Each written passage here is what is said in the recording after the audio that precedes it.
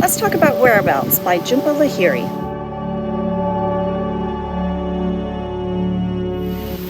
There's a common phrase in America, still waters run deep. Basically, the mirror glaze you see over still waters don't give away the fact that beneath could be depths and depths and depths of ocean, hiding all sorts of life and excitement going on that you never see on the surface.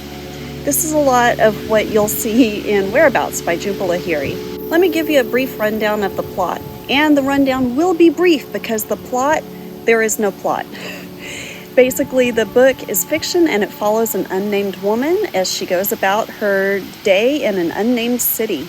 We can pretty much infer that she's living in Italy because some of the different vignettes show her at different places, like at the trattoria or in the piazza.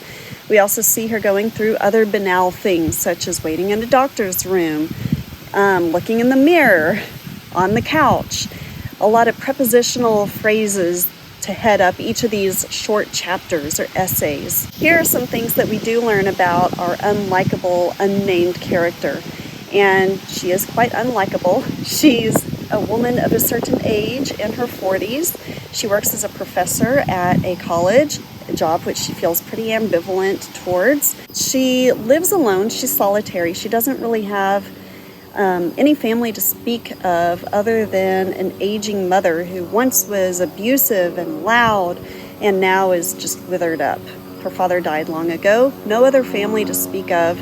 She does have a few friends, but they're not really close friends. And the new people that she sees in her life, she's pretty wary of, almost to the point of being standoffish or push-offish. There are a lot of things about her that push people away, including us, the reader. It's a world wariness that is perhaps born from her traumatic childhood, perhaps ingrained in her own habits. She's wary to the point of being closed off to new experiences and pretty rude, kind of cranky, kind of grumbly. Not really a person that someone would want to hitch their wagon to. Just, she's kind of, So truly it is a book kind of about nothing. It's something that I really, really hated in my recent mid-book review of Beautiful World, Where Are You by Sally Rooney, that also was a book about nothing that really just scratched the surface and had people who were unlikable. Somehow it didn't work in Beautiful World. Somehow it does work in Whereabouts. In Beautiful World, Where Are You? It seemed like the depth that happened was depth that the characters were trying to force upon others. They were strongly held political or lifestyle or religious beliefs that they were foisting upon each other as if it was a mantra and their word was law, and it was almost like they were trying too hard at being deep, but not actually being deep. They were trying to wear it as a cloak. In Whereabouts, our unnamed narrator's deep thoughts are happening within herself. We see all of the reactions that she has and things that she chooses to say, things that she chooses to keep to herself.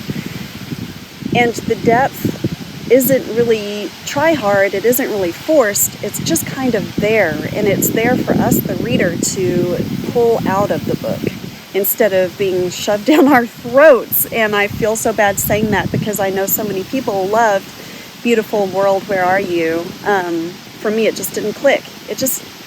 Maybe I just don't get it, but it didn't click for me. Back to Whereabouts.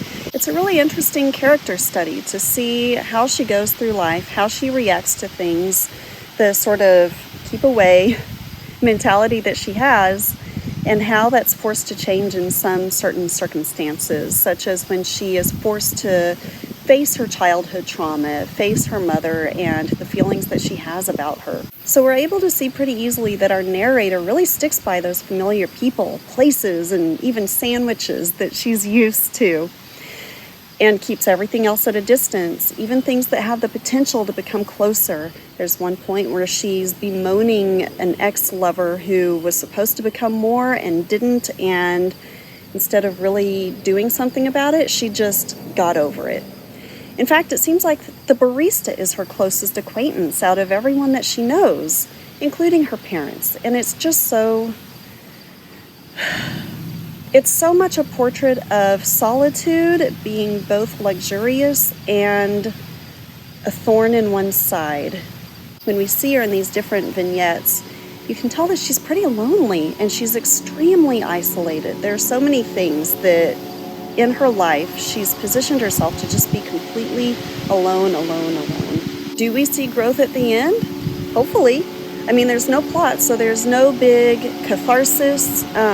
She does have a reckoning with her formerly abusive mother, but it's not like a big tear-stained proclamation that people have with one another. So hopefully, when she's forced into new circumstances, she finds more of everything, including herself.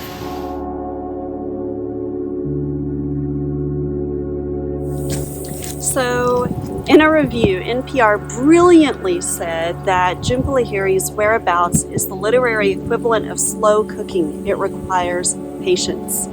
I feel like that's just the perfect way of describing not only Whereabouts, but also the author herself. A lot of her books are subtle and quiet. They're not big flashbangs. They're more quiet meditations on life.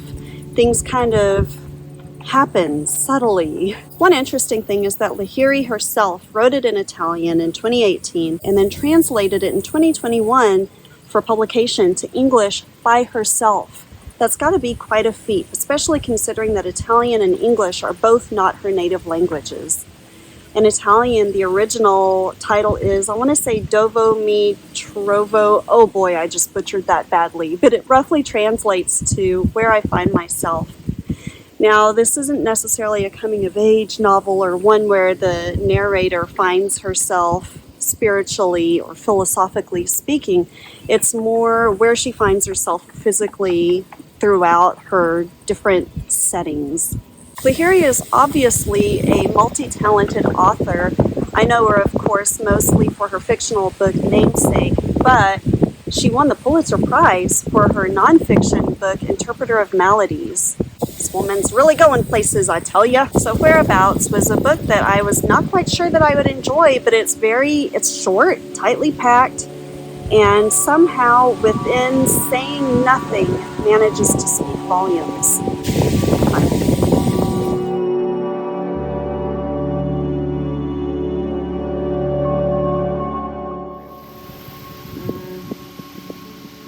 Okay, strike that.